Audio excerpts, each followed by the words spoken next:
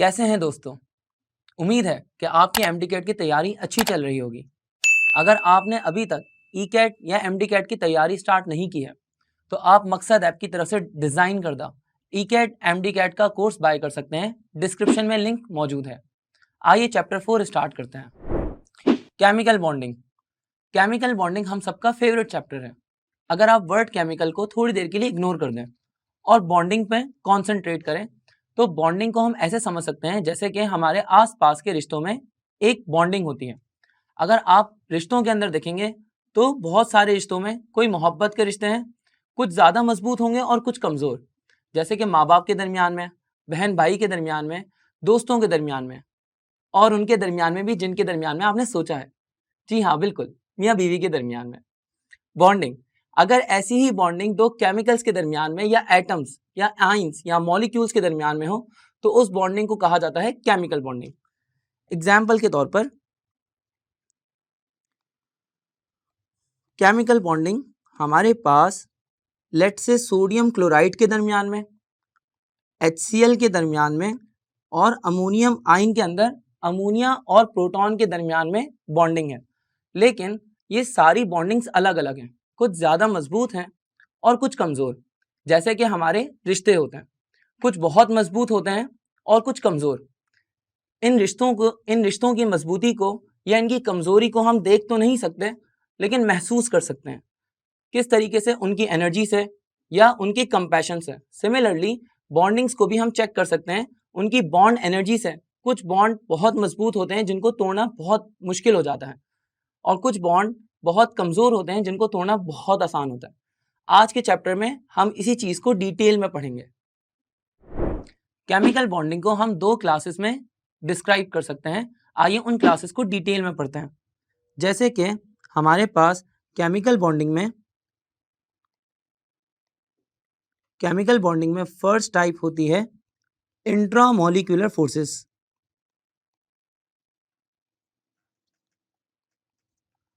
Intramolecular forces और दूसरी force होती है इंटरमॉलिक्यूलर फोर्सेस। इंट्रामॉलिक्यूलर फोर्सेस को कहा जाता है प्राइमरी बॉन्ड, जबकि इंटरमॉलिक्यूलर फोर्सेस को कहा जाता है सेकेंडरी बॉन्ड। अब इनमें क्या डिफरेंस है, तो सबसे पहले आइए समझते हैं। हमारे लिए मोस्ट इंपॉर्टेंट है प्राइमरी बॉन्ड को समझना। प्राइमरी बॉन्ड यानी कि आयोनिक बॉन्ड, कोवेलेंट बॉन्ड या कोऑर्डिनेट कोवेलेंट बॉन्ड। अब तीनों में क्या डिफरेंस है, सबसे पहले तो हम इसको समझते हैं। हमारे पास इंट्रामॉलिक्यूलर फोर्सेस में तीन टाइप्स होती हैं। पहली टाइप है आयोनिक, दूसरी टाइप है कोवेलेंट और तीसरी टाइप है coordinate covalent. Coordinate covalent bond. Ionic bond यानी कि एक ऐसा बॉन्ड जो कि कैटाइंस के दरमियान में और एनाइंस के दरमियान में फॉर्म होता है।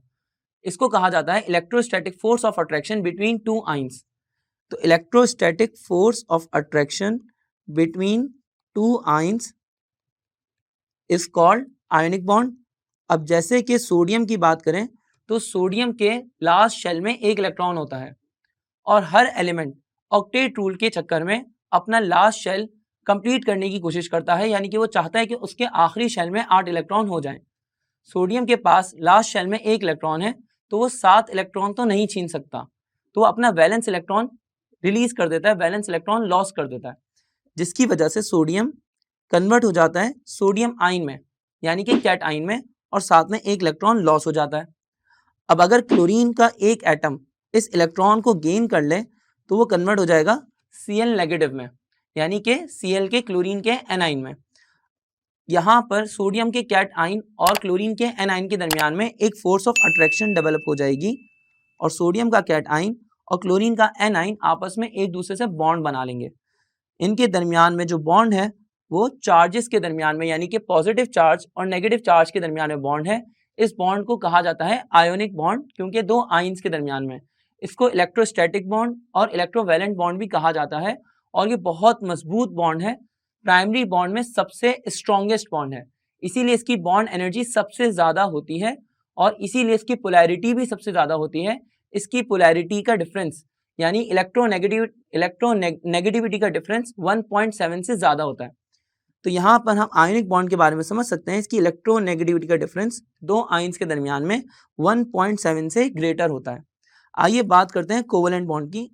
कोवेलेंट बॉन्ड को भी आप बचपन से पढ़ते आ रहे हैं। कोवेलेंट बॉन्डिंग के अंदर म्यूचुअल शेयरिंग ऑफ इलेक्ट्रॉन्स होती है। मान ले आपके पास एक ब्लू मार्कर है और आपके दोस्त के पास एक ब्लैक मार्कर है।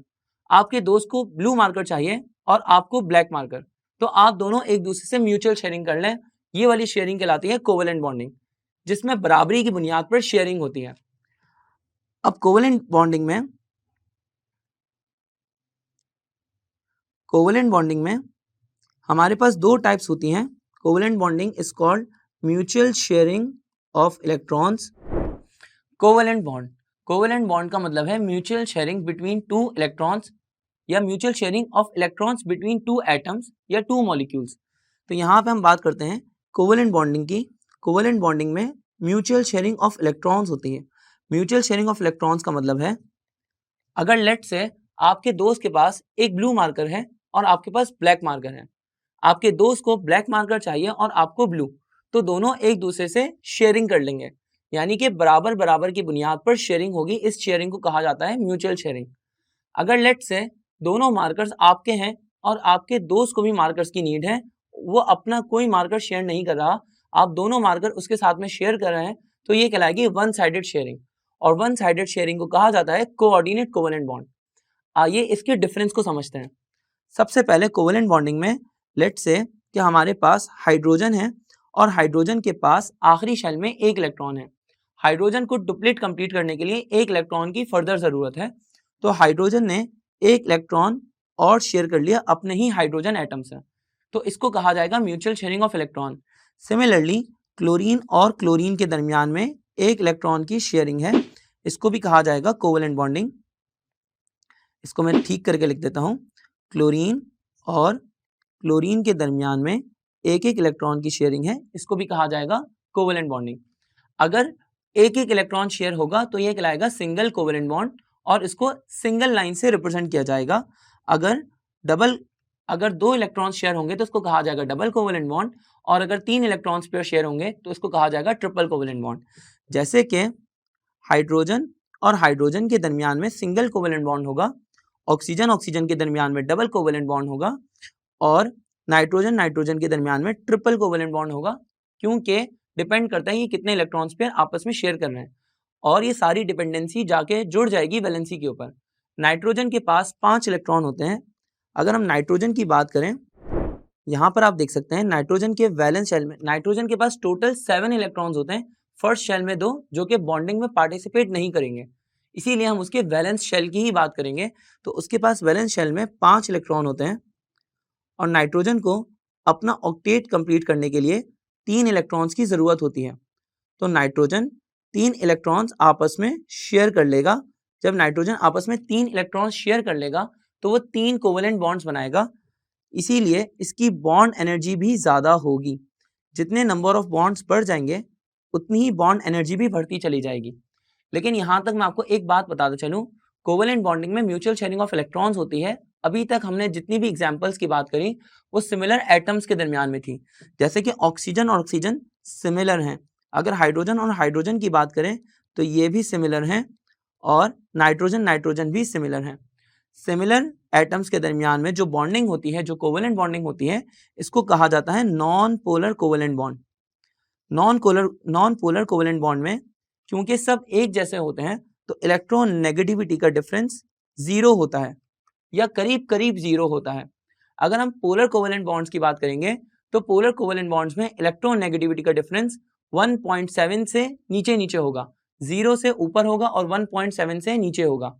यहाँ पर पोलर कोवेलेंट बॉन्ड के बारे में जानना ये जरूरी है कि ये हमेशा डिसिमिलर एटम्स के दरमियान में बनेंगे। जैसे कि हमारे पास हाइड्रोजन और फ्लोरीन के दरमियान में, या हाइड्रोजन कार्बन और नाइट्रोजन के दरमियान में। तो आप देख रहे हैं कि यहाँ पर सारे बॉन्ड्स डिफरेंट एलिमेंट्स के दरमियान में बने हैं, इसलिए सारे बॉन्ड्स होंगे वो पोलर कोवेलेंट बॉन्ड्स होंगे। जैसे कि हाइड्रोजन और फ्लोरीन का बॉन्ड होगा, ये सिंगल कोवेलेंट बॉन्ड जरूर है, लेकिन ये हो जाएगा पोलर सिंगल कोवेलेंट बॉन्ड। अच्छा, अगर हम बात करें फ्लोरीन की, तो फ्लोरीन हाईली इलेक्ट्रोनेगेटिव है। यानी कि फ्लोरीन बहुत ज़्यादा अट्रैक्ट करेगा शेयर्ड पेयर ऑफ इलेक्ट्रॉन को अपनी तरफ, और हाइड्रोजन बहुत ज़्यादा इलेक्ट्रोपॉजिटिव है, यानी कि वो ज़्यादा इलेक्ट्रॉन पेयर को अपने पास अट्रैक्ट नहीं कर पाएगा। आखिर ये क्या मजाक है, आइए इसको ज़रा डिस्कस करते हैं।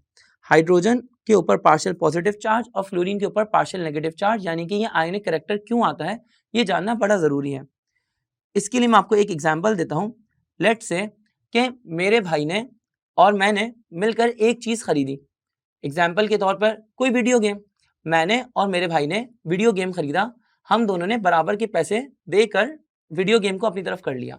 अब होना ये चाहिए कि आधा time, half of the time वो वीडियो गेम मेरा भाई यूज़ करे और वो video game half of the time मैं यूज़ करूँ।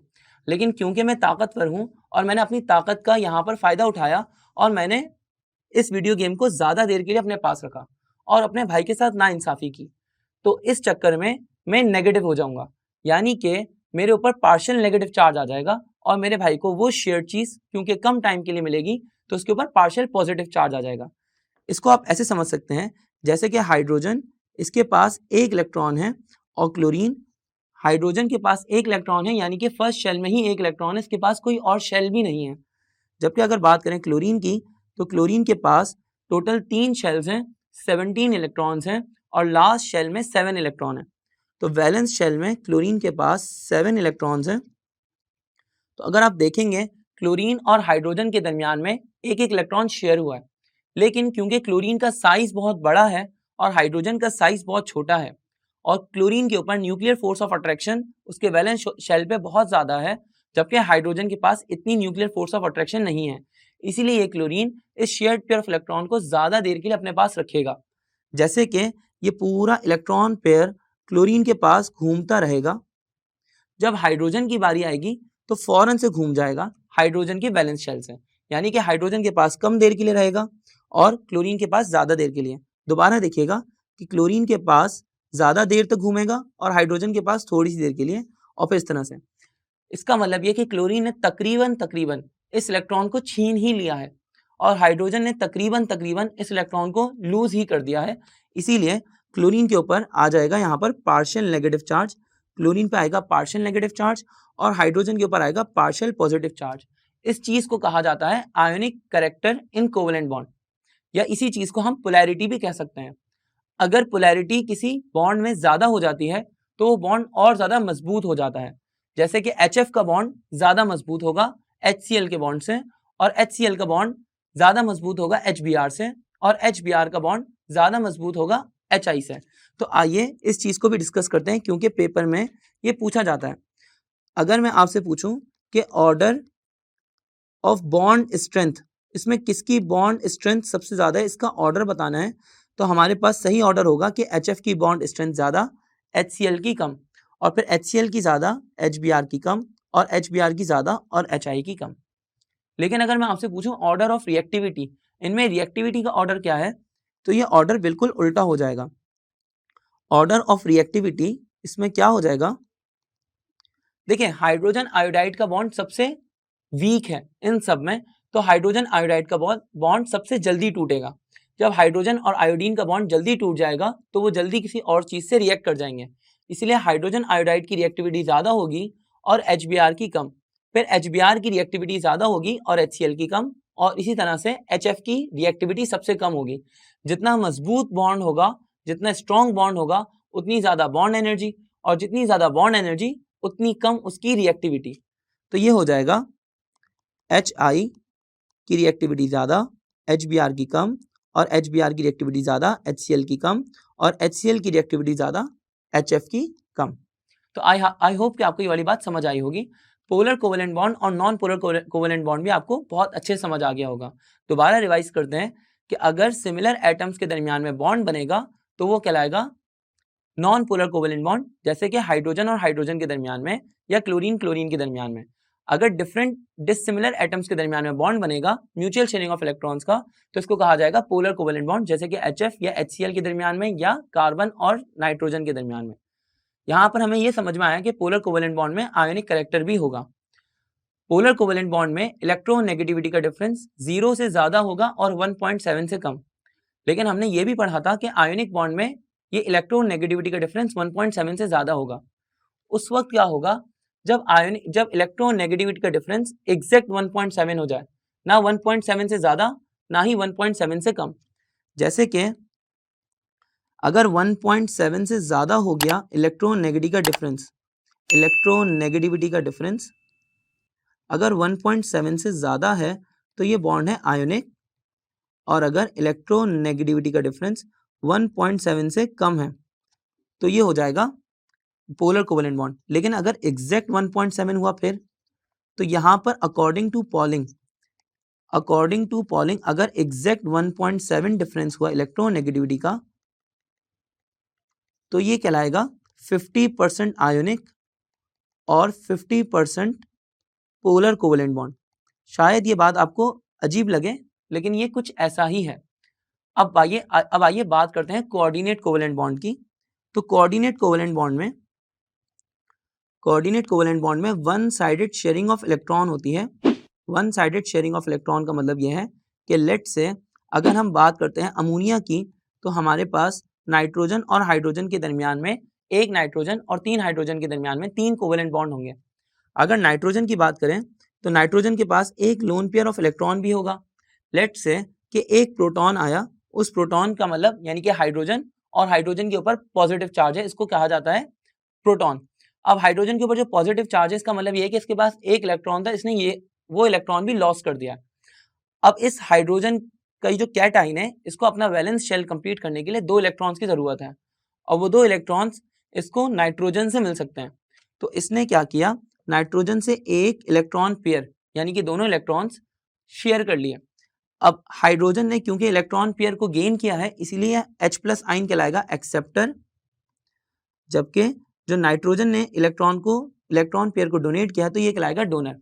अब ये सारी शेयरिंग सिर्फ और सिर्फ नाइट्रोजन की तरफ से है, यानी नाइट्रोजन अपने दोनों इलेक्ट्रॉन H+ आयन के साथ शेयर कर रहा है, तो ये शेयरिंग वन साइडेड हो गई।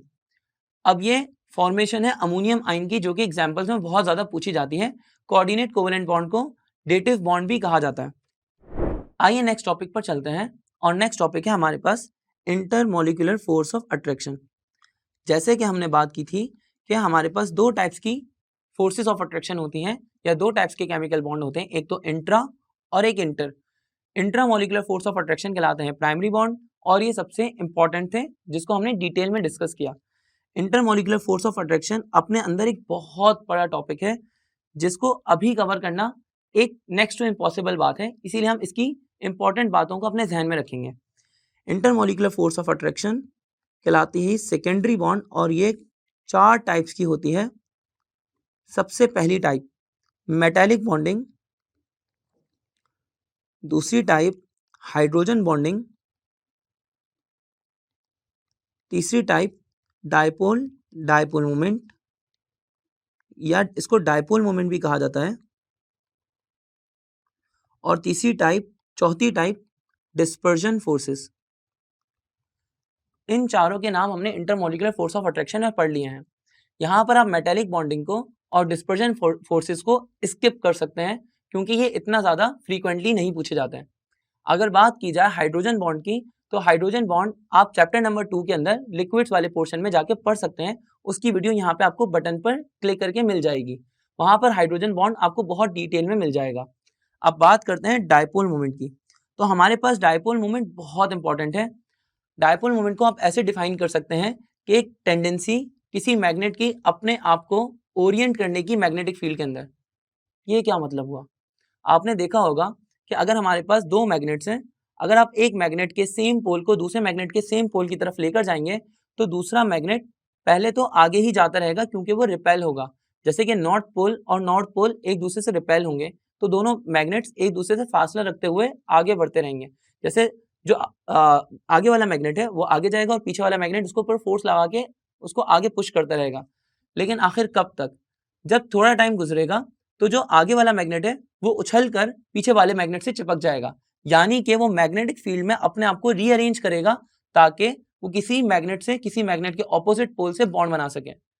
तो यही टेंडेंसी सिर्फ मैग्नेट्स में नहीं होती, बल्कि इलेक्ट्रिक चार्जेस के अंदर भी होती है।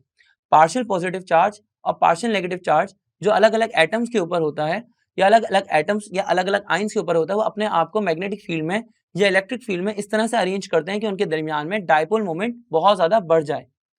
तो आइए इस डायपोल मोमेंट को थोड़ा समझते हैं। डायपोल मोमेंट को रिप्रेजेंट किया जाता है म्यू से। ये डायपोल मोमेंट का सिंबल है। अगर डायपोल मोमेंट के फॉर्मूला की बात की जाए तो डायपोल मोमेंट का फॉर्मूला होता है charge density multiply by bond length, यानी कि Q मल्टीप्लाई बाय D। अगर चार्ज डेंसिटी बहुत ज़्यादा होगी तो अल्टीमेटली डायपोल मोमेंट बहुत ज़्यादा होगी। अगर बॉन्ड लेंथ ज़्यादा होगी तो इसीलिए डायपोल मोमेंट भी ज़्यादा हो जाएगी। फॉर एग्जाम्पल, अगर मैं आपसे बात करूं कि कार्बन कार्बन के सिंगल बॉन्ड में और कार्बन कार्बन के डबल बॉन्ड में और कार्बन कार्बन के ट्रिपल बॉन्ड में कहाँ पर डायपोल मोमेंट होगी, या ज़रूरी नहीं है कि कार्बन और कार्बन के दरमियान में सिंगल बॉन्ड ही लिया जाए, कोई और एटम भी लिया जा सकता है, लेकिन एक एग्जाम्पल के तौर पर कहाँ पर डायपोल मोमेंट ज़्यादा होगी। देखिए, अगर मैं ट्रिपल कोवेलेंट बॉन्ड की बात करूँ तो ट्रिपल कोवेलेंट बॉन्ड में क्योंकि नंबर ऑफ बॉन्ड्स बढ़ गए हैं तो कार्बन और कार्बन एक दूसरे के करीब आ जाएंगे। अगर आप किसी को एक हाथ से खींचेंगे तो वो आपके करीब आएगा, अगर आप उसको दो हाथों से खींचेंगे तो वो आपके और ज़्यादा करीब आ जाएगा। सिमिलरली कार्बन और कार्बन के दरमियान में अगर 3 बॉन्ड्स हो जाएंगे तो वो कार्बन और कार्बन एक दूसरे के और ज़्यादा करीब आ जाएंगे, जिससे बॉन्ड लेंथ कम हो जाएगी। जब बॉन्ड लेंथ कम हो जाएगी तो डायपोल मोमेंट खुद ब खुद कम हो जाएगी, क्योंकि डायपोल मोमेंट डायरेक्टली प्रोपोर्शनल है बॉन्ड लेंथ के। अगर कार्बन कार्बन के दरमियान में डबल बॉन्ड है तो यहाँ पर बॉन्ड लेंथ थोड़ी ज़्यादा होगी, इसीलिए इसकी डायपोल मोमेंट थोड़ी सी बढ़ जाएगी। लेकिन अगर बात की जाए कार्बन और कार्बन के दरमियान में सिंगल बॉन्डिंग की, तो कार्बन कार्बन के दरमियान में सिंगल बॉन्डिंग होने की वजह से बॉन्ड लेंथ काफ़ी बढ़ जाएगी। जब बॉन्ड लेंथ काफ़ी बढ़ जाएगी तो यहाँ पर डायपोल मोमेंट और ज़्यादा बढ़ जाएगी। Similarly dipole moment water molecule में भी काफ़ी ज़्यादा होती है और HF के मॉलिक्यूल में भी और इसी तरह के दूसरे मॉलिक्यूल्स में भी। अब पेपर में ये सवाल किया जाता है कि कहाँ पे कौन से मॉलिक्यूल्स में डायपोल मोमेंट जीरो होगी। ये सबसे मोस्ट इंपॉर्टेंट टॉपिक है, तो आइए जरा इसको डिस्कस करते हैं। अगर हम बात करें डायपोल मोमेंट की तो आप एक चीज याद रख सकते हैं कि अगर किसी कंपाउंड का लीनियर स्ट्रक्चर होगा या सिमेट्रिकल स्ट्रक्चर होगा तो उस कंपाउंड की डायपोल मोमेंट जीरो हो जाएगी। सिमेट्रिकल स्ट्रक्चर होने का क्या मतलब है या लीनियर स्ट्रक्चर होने का क्या मतलब है, आइए जरा इसको डिस्कस करते हैं। अगर हम बात करें कार्बन और कार्बन डाइऑक्साइड की, यानी कार्बन और ऑक्सीजन के दरमियान में डबल बॉन्ड है और कार्बन और ऑक्सीजन के दरमियान में एक और डबल बॉन्ड है और यहाँ पर एक सिग्मा और एक पाई बॉन्ड है। ओ, सिग्मा और पाई बॉन्ड क्या होते हैं, इसको थोड़ा आगे जाके डिस्कस करते हैं। वैसे तो आप इसको पढ़ चुके होंगे फर्स्ट ईयर में, लेकिन अभी इसको दोबारा पढ़ते हैं। कार्बन कार्बन के दरमियान में कार्बन और ऑक्सीजन के दरमियान में डबल बॉन्ड है और दोबारा कार्बन और ऑक्सीजन के दरमियान में डबल बॉन्ड है। आप देख सकते हैं कि ये वाला स्ट्रक्चर बिल्कुल लीनियर है। जब लीनियर स्ट्रक्चर होगा तो ऑक्सीजन पे पार्शियल नेगेटिव चार्ज, एक और ऑक्सीजन पे पार्शियल नेगेटिव चार्ज और कार्बन पे पार्शियल पॉजिटिव चार्ज, ये हर तरफ से पोलैरिटी को बैलेंस कर लेगा। जैसे कि ये वाला carbon partial positive charge show कर रहा है इस वाले ऑक्सीजन के साथ और यही पार्शियल पॉजिटिव चार्ज शो कर रहा है पोलैरिटी ऑक्सीजन के पार्शियल नेगेटिव चार्जेस के साथ में दो ऑपोजिट डायरेक्शन पे, तो क्या हो जाएगा कि पोलैरिटी नेट पोलैरिटी जीरो हो जाएगी। जब नेट पोलैरिटी जीरो हो जाएगी तो डायपोल मोमेंट भी जीरो हो जाएगी। इसी तरह से अगर हम सिमेट्रिकल स्ट्रक्चर की बात करें तो सिमेट्रिकल स्ट्रक्चर में जैसे कि कार्बन चारों साइड से हाइड्रोजन से बॉन्ड बनाया हुआ है। सिमेट्रिकल स्ट्रक्चर का मतलब ये है कि अगर आप उसी स्ट्रक्चर को उसी के एक्सिस में रोटेट करेंगे तो आपको कोई फर्क महसूस नहीं होगा। जैसे कि आप मीथेन के स्ट्रक्चर में देख सकते हैं, अगर आप इसको रोटेट करें और हाइड्रोजन की पोजीशन को चेंज कर दें तो आपको कोई फर्क महसूस नहीं होगा। ये सिमेट्रिकल स्ट्रक्चर कहलाता है। यहाँ पर भी डायपोल मोमेंट जीरो हो जाएगी क्योंकि नेट पोलैरिटी जीरो रहेगी। अगर बात करें कार्बन, हाइड्रोजन और इसकी 3 साइड्स पर क्लोरीन है, तो अगर आप बात करें इस स्ट्रक्चर की तो यहाँ पर हाइड्रोजन, क्लोरीन, क्लोरीन और फिर दोबारा क्लोरीन की पोजीशन चेंज करने से दोबारा सेम स्ट्रक्चर आपको नहीं दिखेगा, यानी कि ये सिमेट्रिकल नहीं है। अगर सिमेट्रिकल स्ट्रक्चर नहीं होगा तो dipole moment greater than zero होगी। डायपोल मोमेंट जीरो से या तो ज़्यादा होगी या जीरो होगी। डायपोल मोमेंट कभी भी नेगेटिव नहीं होती। आगे बढ़ते हैं। हम लोग अभी तक इंट्रामोलिकुलर फोर्सेस ऑफ अट्रैक्शन और इंटरमोलिकुलर फोर्सेस ऑफ अट्रैक्शन को कवर कर चुके हैं। अब आगे बढ़ते हैं, सिग्मा बॉन्ड और पाई बॉन्ड को समझते हैं। देखें, हमने अभी तक केमिकल बॉन्डिंग पढ़ी थी इलेक्ट्रॉन्स के दरमियान में कि कब इलेक्ट्रॉन्स शेयर होंगे, इलेक्ट्रोस्टैटिक फोर्स ऑफ अट्रैक्शन या वन साइडेड शेयरिंग या जो भी। लेकिन अब बात करेंगे केमिकल बॉन्डिंग बिटवीन ऑर्बिटल्स की। Chemical bonding between orbits. देखिए ऑर्बिट्स की ओवरलैपिंग की वजह से, ऑर्बिट्स की म्यूचुअल शेयरिंग की वजह से, या इनके दरमियान में जो कोवेलेंट बॉन्ड होता है उसकी वजह से जो बॉन्ड बनता है, जो ओवरलैपिंग होती है, इसको कहा जाता है केमिकल बॉन्डिंग बिटवीन ऑर्बिट्स। और ये दो टाइप का होता है, दो टाइप की होती हैं, सिग्मा बॉन्ड और पाई बॉन्ड। ये दो टाइप्स के बॉन्ड है, सिग्मा बॉन्ड और पाई बॉन्ड। जो सिग्मा बॉन्ड है वो हेड टू हेड ओवरलैपिंग से बनता है, हेड टू हेड ओवरलैपिंग से बनता है, और सिग्मा बॉन्ड बहुत ज्यादा स्ट्रॉन्ग भी होता है। जबकि अगर पाई बॉन्ड की बात की जाए तो pi bond side by side overlapping से बनता है, और पाई बॉन्ड काफी वीक भी होता है as comparison to sigma bond. Sigma bond को सिग्मा से शो किया जाता है और पाई बॉन्ड को पाई से, यानी इनके सिंबल्स इस तरीके से होते हैं। अब सिग्मा बॉन्ड कौन कौन से ऑर्बिट्स के दरमियान में बनता है? पहला है एस और एस ऑर्बिट के दरमियान में, एस और पी के दरमियान में, या पी और पी के दरमियान में। जबकि पाई बॉन्ड्स हमेशा या तो पी वाई ऑर्बिटल के दरमियान में बनेंगे, या फिर पीजेड ऑर्बिटल्स के दरमियान में बनेंगे। अब जरा आगे बढ़ते हैं, केमिकल बॉन्डिंग बिटवीन ऑर्बिट्स को हम यहीं तक पढ़ सकते हैं क्योंकि हमारे पास टाइम काफी शॉर्ट है। आगे बढ़ते हैं शेप्स ऑफ मॉलिक्यूल पे। शेप्स ऑफ मॉलिक्यूल में दो थ्योरीज काबिल जिक्र हैं, जैसे कि वेस्पर, VSEPRT, वेस्पर थ्योरी, जिसको कहा जाता है valence shell electron pair repulsion theory. अब valence electron pair repulsion theory के काफी सारे पोस्टुलेट्स हैं, जिसमें हम सिर्फ दो पोस्टुलेट्स को डिस्कस करेंगे। सबसे पहला पोस्टुलेट है एक्टिव सेट ऑफ इलेक्ट्रॉन्स और इनएक्टिव सेट ऑफ इलेक्ट्रॉन्स।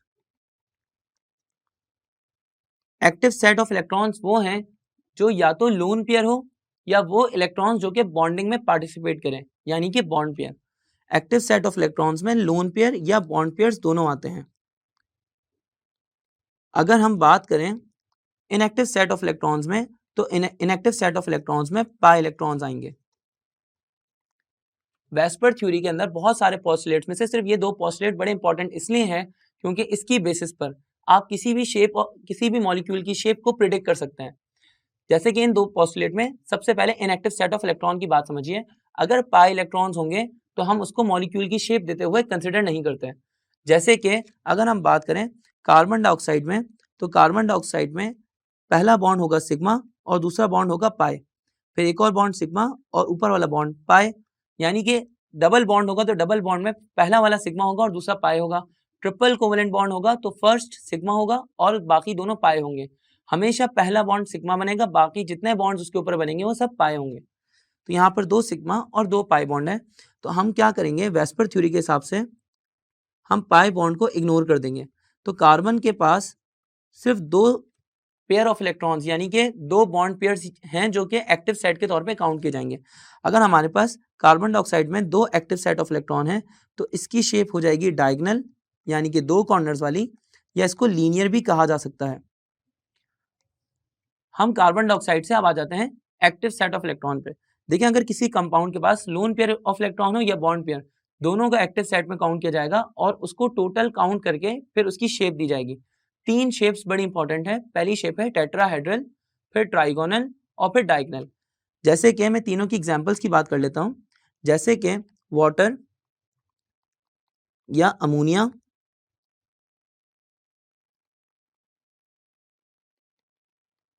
और या फिर हम मीथेन की बात कर सकते हैं।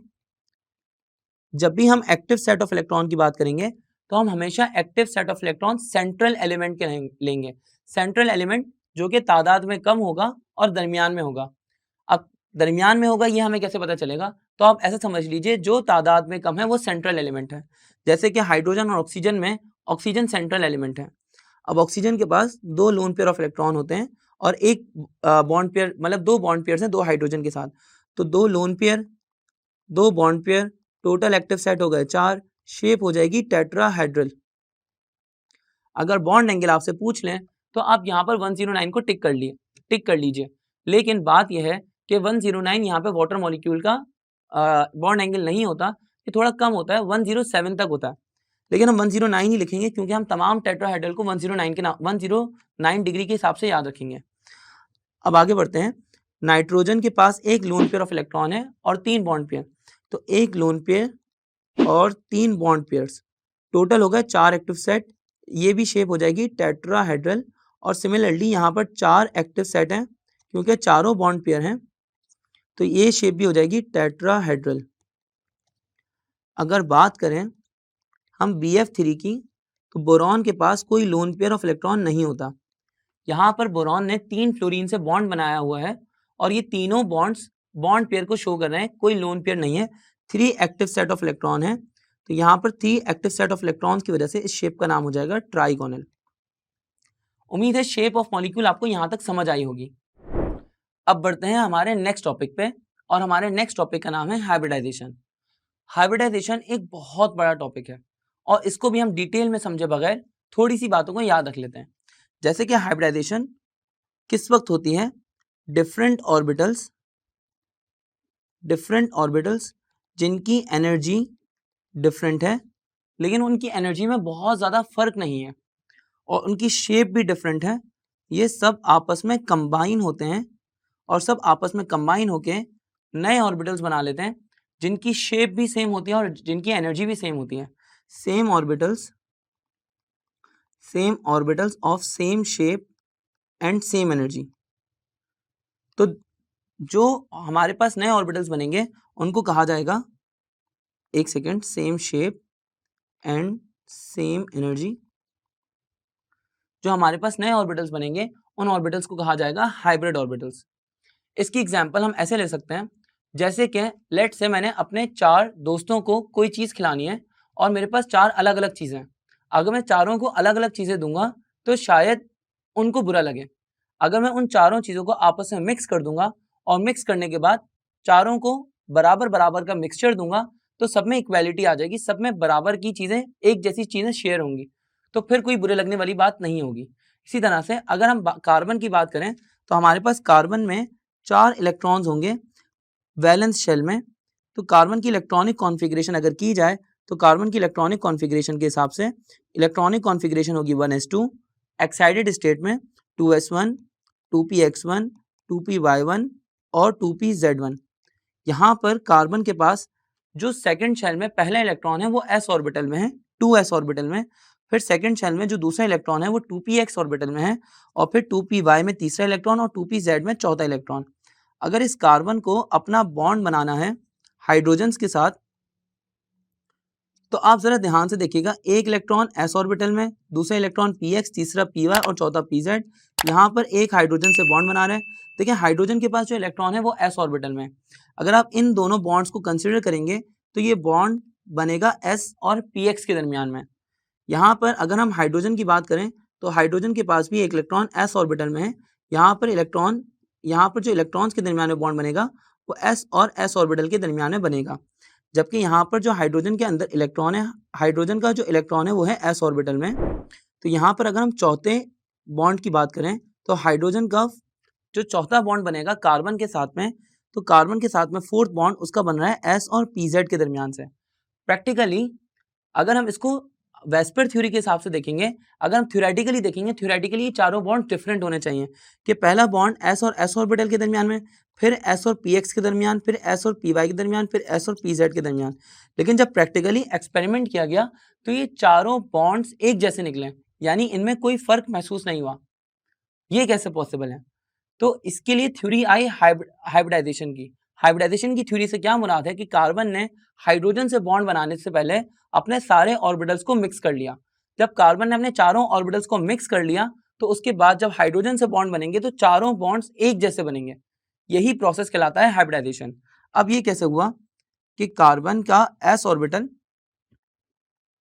अगर कार्बन का s ऑर्बिटल और px, py और pz ये चारों ऑर्बिटल्स आपस में कंबाइन होंगे तो हमारे पास 4 नए हाइब्रिडाइज ऑर्बिटल्स फॉर्म हो जाएंगे और ये चारों नए sp3 हाइब्रिडाइज ऑर्बिटल कहलाएंगे, यानी कि एक s ऑर्बिटल और 3 p ऑर्बिटल्स आपस में कंबाइन हुए हैं।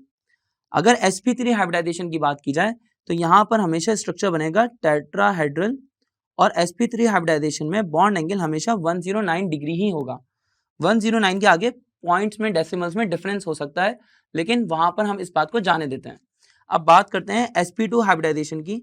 तो sp2 हाइब्रिडाइजेशन में एक s ऑर्बिटल और एक px और एक py ऑर्बिटल आपस में कंबाइन होंगे, और ये 3 ऑर्बिटल्स आपस में कंबाइन होने के बाद 3 sp2 हाइब्रिडाइज ऑर्बिटल्स फॉर्म कर लेंगे। यहां पर एक pz ऑर्बिटल अनहाइब्रिडाइज रहेगा। sp2 हाइब्रिडाइजेशन के अंदर एक बात याद रखने वाली ये है कि sp2 हाइब्रिडाइजेशन में हमेशा बॉन्ड एंगल होगा 120 डिग्री और स्ट्रक्चर होगा ट्राइगोनल। अब बात करते हैं sp हाइब्रिडाइजेशन की। अगर sp हाइब्रिडाइजेशन की बात की जाएगी तो sp हाइब्रिडाइजेशन में एक s ऑर्बिटल और एक px ऑर्बिटल कंबाइन होंगे। हमारे पास दो नए sp हाइब्रिडाइज ऑर्बिटल फॉर्म होंगे, जबकि py और pz ऑर्बिटल्स और py ऑर्बिटल्स ये हमेशा अनहाइब्रिडाइज रहेंगे। यहाँ पे हमारे पास py और pz orbital side by side overlapping करके पाई बॉन्ड्स भी फॉर्म कर रहे होंगे।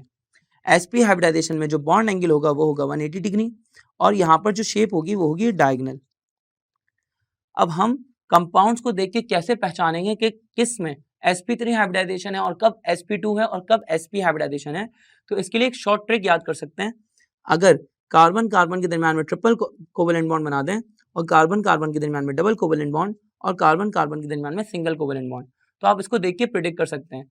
जहां कहीं भी आपको ट्रिपल बॉन्ड नजर आ जाए तो ट्रिपल कोवेलेंट बॉन्डिंग में हमेशा sp हाइब्रिडाइजेशन होगी, और डबल कोवेलेंट बॉन्डिंग में हमेशा sp2 हाइब्रिडाइजेशन होगी, और सिंगल कोवेलेंट बॉन्डिंग में हमेशा sp3 हाइब्रिडाइजेशन होगी।